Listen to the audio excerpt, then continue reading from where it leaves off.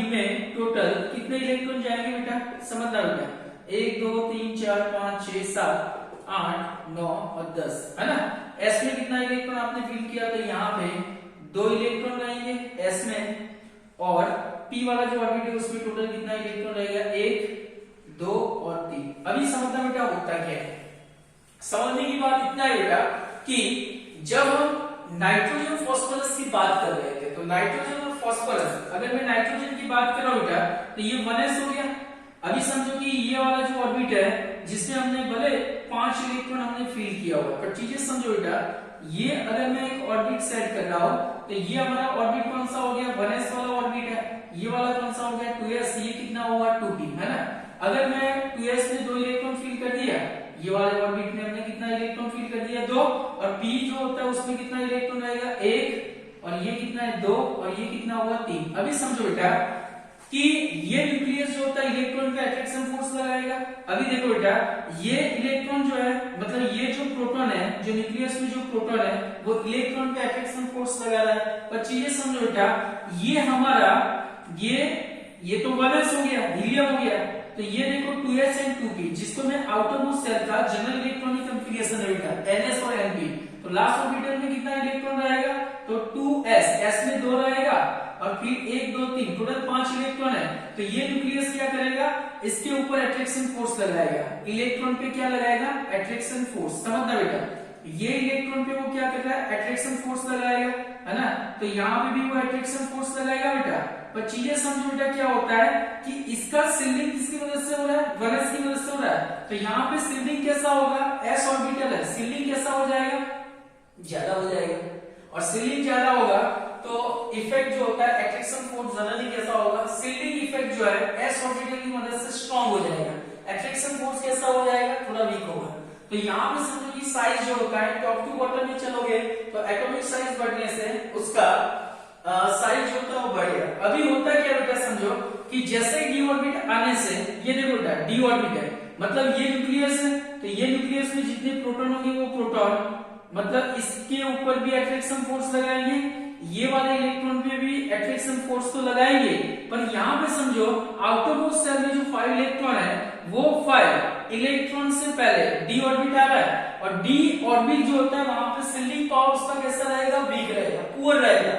मतलब होगा ये कि ये पुअर शिल्डिंग इफेक्ट की वजह से, ये पुअर शिल्डिंग इफेक्ट की वजह से ये जो शिल्डिंग इलेक्ट्रॉन का हो रहा है, डी ऑर्बिट में जो इलेक्ट्रॉन है, डी ऑर्बिटल में जो इलेक्ट्रॉन है उसकी मदद से जो शिल्डिंग है वो शिल्डिंग पावर इसका पुअर हो जाएगा, और पुअर होने से ये जो प्रोटॉन है जो न्यूक्लियस में पड़ा हुआ है उसका आउटर मोस्ट शेल में जो इलेक्ट्रॉन उसके साथ का अट्रैक्शन क्या हो जाएगा, बढ़ जाएगा। क्या होगा बेटा, बढ़ जाएगा। तो कहने का मतलब है यहाँ पे जाने में इनर्ट पेयर इफेक्ट काम नहीं कर रहा है, तो इसीलिए नॉर्मली इनमें साइज का डिफरेंस ज्यादा रहेगा। पर जैसे phosphorus to arsenic, arsenic to Sp की ओर चलोगे, साइज धीरे धीरे क्या होगा, इतना ज्यादा डिफरेंस नहीं मिलेगा साइज में, है ना। क्यों नहीं मिलेगा, क्योंकि इनर्ट पेयर इफेक्ट है, और इनर्ट पेयर इफेक्ट की वजह से डी ऑर्बिट इंक्लूड हो रहा है, और डी ऑर्बिटल की मदद से पुअर शिल्डिंग हो रहा है। मतलब डी ऑर्बिट आएगा, डी के बाद समझोगे नीचे और जाओगे तो एफ ऑर्बिट आएगा, तो डी और एफ के अंदर शिल्डिंग पावर उसका बहुत पुअर होता है, और पुअर होने से आउटर मोस्ट शेल वाले जो इलेक्ट्रॉन होते हैं उसके साथ का उसका अट्रैक्शन बढ़ जाएगा। अभी देखो, इसको पेयर इफेक्ट इसलिए बोला हुआ है, इसको पेयर इफेक्ट इसलिए बोला हुआ है क्योंकि समझ लो इसका शिल्डिंग पावर कम हो गया, तो इसका अट्रैक्शन कहां पे होगा, मतलब s और p ऑर्बिट में। पर s वाला जो ऑर्बिट है उसमें 2 इलेक्ट्रॉन अवेलेबल है, जो पहले आएगा, फिर p वाले 3 इलेक्ट्रॉन चलेंगे, तो इसको 2 इलेक्ट्रॉन 4s में है, तो न्यूक्लियस का 4s वाले इलेक्ट्रॉन के साथ का अट्रैक्शन बढ़ जाएगा। तो 4s जैसे ही खींचेगा उसके साथ साथ में p को भी साथ में तो खींचना ही है ना। तो ये देखो बेटा, ये न्यूक्लियस है, इसका d पावर जो होता है, d की वजह से इसमें पुअर शिल्डिंग हो रहा है, तो ये न्यूक्लियस का डायरेक्ट अट्रैक्शन किसके साथ होगा, ns और np। पर p सबसे लास्ट में है, s न्यूक्लियस के करीब है, s में कितना इलेक्ट्रॉन है, 2, तो ये न्यूक्लियस, ये s में जो 2 इलेक्ट्रॉन है उसके साथ में अट्रैक्शन बढ़ेगा। अभी समझो होता क्या है, ये ns है, मतलब मैंने इसको लिखा 4s, ये मैंने लिखा 4p। यहाँ पे मान लो कि न्यूक्लियस है, इसके बीच में समझो कि 3d ऑर्बिट आया, 3d ऑर्बिट आया मतलब उसका पुअर सीलिंग है ये इतना। पुअर सीलिंग का मतलब इसमें जो इलेक्ट्रॉन है वो ज्यादा बीच में क्या बोलते हैं इसको, 3d ऑर्बिट है उसमें जो इलेक्ट्रॉन है वो ज्यादा अट्रैक्शन फोर्स नहीं कवर करेगा, है ना। मतलब इसका सीलिंग पावर जो है वो कम है, मतलब उसका इतना ज्यादा प्रोटेक्शन नहीं रहेगा।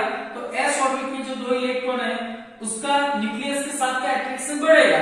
तो साथ साथ में समझो कि p ऑर्बिटल में जो इलेक्ट्रॉन रहेंगे, है ना, तो वो भी क्या होगा कि इसके साथ में मतलब s में जो दो इलेक्ट्रॉन है उसके साथ का अट्रैक्शन बढ़ेगा। तो वो क्या होगा, न्यूक्लियस के करीब चलेगा, और न्यूक्लियस के करीब चलेगा तो साथ साथ में क्या होगा, ये फॉर s ये फॉर p, s नीचे की ओर चलेगा तो साथ साथ में p ऑर्बिट भी क्या होगा, नीचे की ओर चलेगा। तो इनर पेयर इफेक्ट की वजह से साइज जो है वो कॉन्ट्रैक्ट होता जाएगा, छोटा होता जाएगा। इसीलिए आर्सेनिक, sp और बिस्मथ में ज्यादा साइज का डिफरेंस नहीं होता है।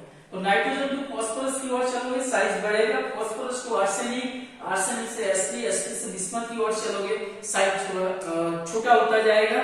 पर आर्सेनिक, sp और बिस्मथ जो होता है उसमें साइज का ज्यादा डिफरेंस नहीं होगा बिकॉज इनर्ट पेयर इफेक्ट। और इनर्ट पेयर इफेक्ट का मतलब यही होता है कि आउटर कोर सेल में जो s and p ऑर्बिट है, s ऑर्बिट का न्यूक्लियस के साथ का अट्रैक्शन बढ़ रहा है। क्यों? क्योंकि उससे पहले d and f ऑर्बिट होता है जिसकी वजह से पुअर सीलिंग होता है, और पुअर सीलिंग जहां पे रहेगा वहां पे अट्रैक्शन फोर्स बढ़ेगा।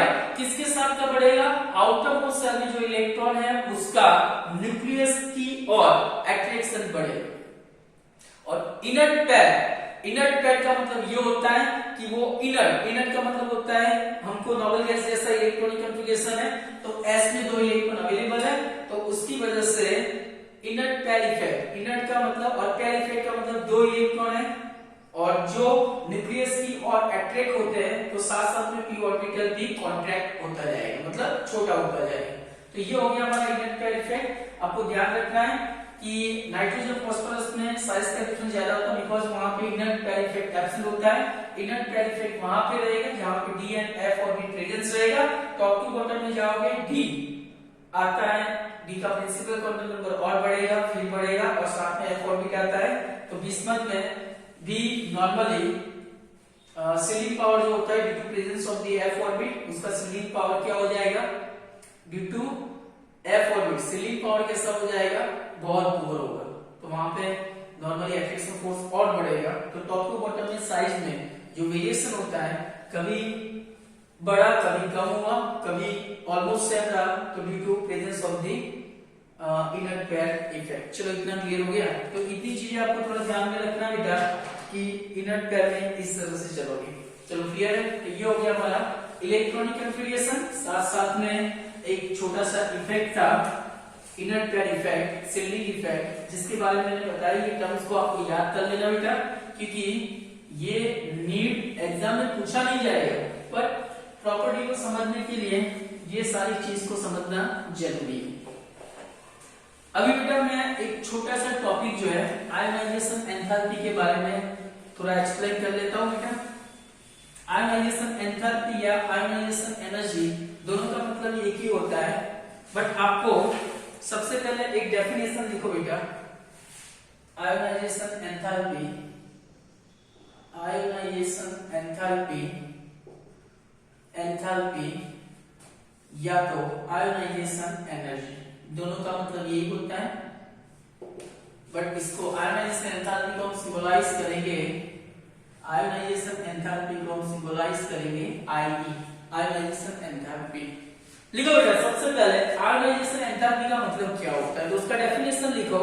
The amount of energy required to, the amount of energy required to removal of electrons, the amount of energy required to removal of electron from outermost cell, जिसको हम बोलेंगे valence shell, the amount of energy required to removal of electrons from outer shell, जिसको valence shell बोलोगे, valence shell, the energy is called ionization enthalpy या तो ionization energy।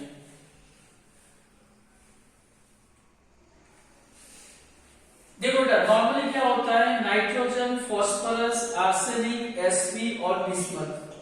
तो आप समझो बेटा नाइट्रोजन से बिस्मथ की ओर चलोगे, उसमें नॉर्मली ऐसा बोल दिया हुआ है कि एटॉमिक नंबर नॉर्मली क्या होगा, इंक्रीज रहेगा। Atomic number top to bottom में इंक्रीज होगा, तो उसके साथ में एटॉमिक साइज हमने जो पढ़ा था कि atomic size top to bottom में क्या होगा, इंक्रीज होगा। पर लास्ट वाले जो तीन एलिमेंट है आर्सेनिक, एसपी और बिस्मथ, उसमें ज्यादा डिफरेंस नहीं रहेगा, बिकॉज कि वहां पे इनर पेयर इफेक्ट काम कर रहा है। बट नाइट्रोजन टू फास्फोरस जाओगे, एटॉमिक साइज बढ़ेगा, phosphorus to arsenic atomic size बढ़ेगा, इतना ज्यादा डिफरेंस नहीं रहेगा।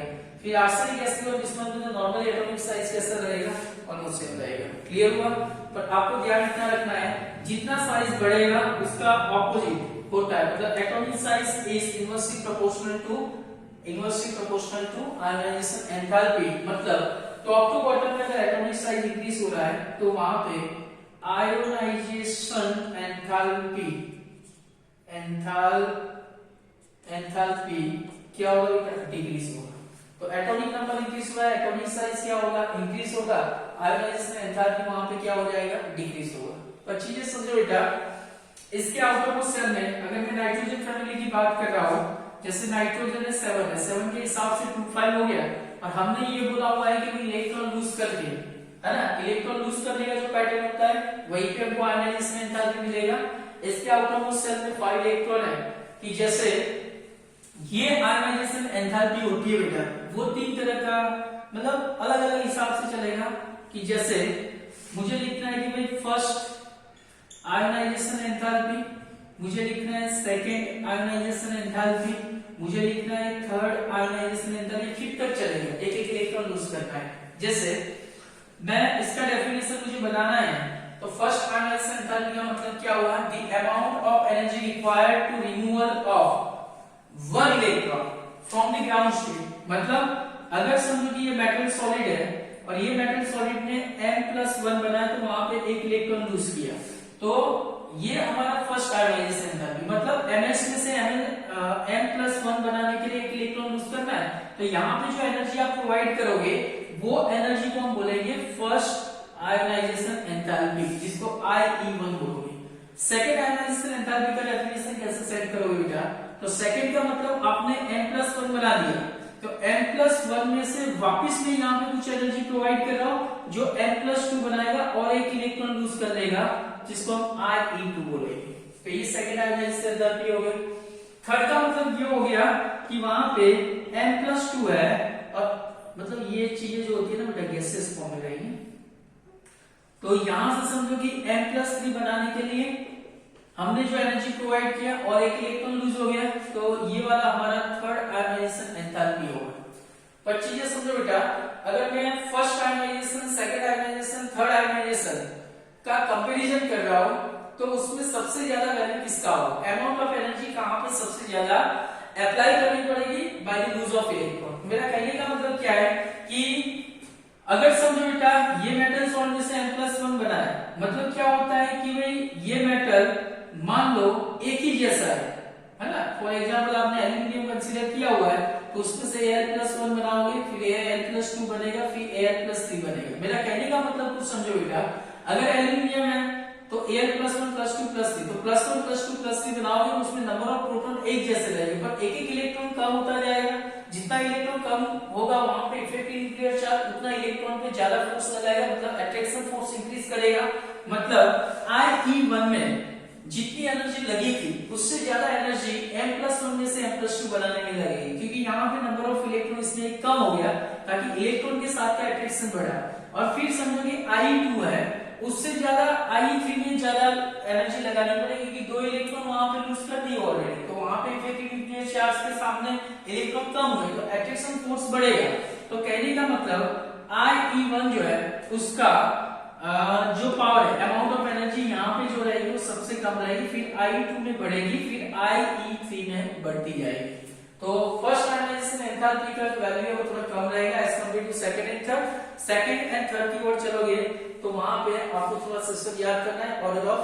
और मैं एक नॉर्मल चीज की बात कर देता हूँ बेटा, जो आपने पढ़ा था कि भाई ग्रुप नंबर, अगर मैं ये जो ग्रुप नंबर 14 की बात कर रहा हूँ, ये ग्रुप नंबर अभी 15 की बात चली, 14 और 15 की कंपैरिजन हो रही है, तो 14 और 15 इनमें आयोनाइजेशन एंथैल्पी की बात होगी तो ionisation enthalpy of group number 14 का कंपैरिजन करना है ionisation enthalpy of group number 15। तो ऐसे एक एमसीक्यू पूछा जाता है कि 14 और 15 में जो आयोनाइजेशन एंथैल्पी है, ग्रुप नंबर 14 का आयोनाइजेशन एंथैल्पी ज्यादा रहेगा कि 15 का। तो आपको थोड़ा ध्यान रखना है कि भाई लेफ्ट टू राइट में चलोगे तो एटॉमिक साइज क्या होती है, डिक्रीज रहेगी, क्योंकि यहाँ पे टॉप टू बॉटम में एटॉमिक साइज आपने इंक्रीज किया तो लेफ्ट टू राइट में क्या होगा, डिक्रीज होगा। तो 14 टू 15 की ओर चलोगे एटॉमिक साइज क्या होगा, छोटा हो जाएगा। ग्रुप नंबर 15 में जो एलिमेंट पड़ा उसका साइज 14 के हिसाब से छोटा रहेगा। जब साइज छोटा होगा तो वहां पे इलेक्ट्रॉन लूज करने के लिए अप्लाइंग एनर्जी कैसी रहेगी, ज्यादा। तो साइज इसका छोटा है तो applying energy by the removal of electron कैसा रहेगा, ज्यादा रहेगा। तो ग्रुप नंबर 15 का ionization enthalpy as compare to group number 14 के हिसाब से कैसा होगा, ज्यादा रहेगा। चलो इतना क्लियर हो गया बेटा। तो ये हो गया हमारा ग्रुप नंबर 15 का आयोनाइजेशन एंथैल्पी। और इलेक्ट्रोनेगेटिविटी की बात कर लेते हैं बेटा। तो टॉप टू बॉटम में आप चलोगे, इसमें मैं थोड़ा एक्सप्लेन कर लेता हूँ कि टॉप टू बॉटम में जैसे ये ग्रुप नंबर 15 का मतलब हाईली इलेक्ट्रोनेगेटिव है, और टॉप टू बॉटम में हम यहाँ पे लिखेंगे इलेक्ट्रोनेगेटिविटी। तो इलेक्ट्रोनेगेटिविटी टॉप टू बॉटम में क्या होगा, डिक्रीज होगा। ये तो पैटर्न हमारा फिक्स ही है, क्योंकि टॉप टू बॉटम में ये चीज मैं निकाल लेता हूँ। तो इलेक्ट्रोनेगेटिविटी डिक्रीज हो रहा है। इलेक्ट्रोनेगेटिविटी का रिलेशन समझो कि जैसे टॉप टू बॉटम में इलेक्ट्रोनेगेटिविटी कम हो रही है तो इलेक्ट्रोपॉजिटिव नेचर ज्यादा रहेगा। मतलब नाइट्रोजन फास्फोरस आर्सेनिक बिस्मथ के नेचर की बात कर रहे हो तो उसमें नाइट्रोजन फास्फोरस नॉर्मली कैसा रहेगा, नॉन मेटल। कैसा रहेगा, नॉन मेटल। आर्सेनिक और आर्सेनिक जो होता है उसमें मेटलॉइड्स वाली प्रॉपर्टी रहेगी, और बिस्मथ जो होता है वो मेटल प्रॉपर्टी फॉलो करेगा। और इसके अकॉर्डिंग उसके melting point and boiling point की हम बात करेंगे। क्लियर है? तो इतना थोड़ा ध्यान रखना है बेटा। फिजिकल प्रॉपर्टी और केमिकल प्रॉपर्टी हम नेक्स्ट लेक्चर में पढ़ेंगे। Thank you.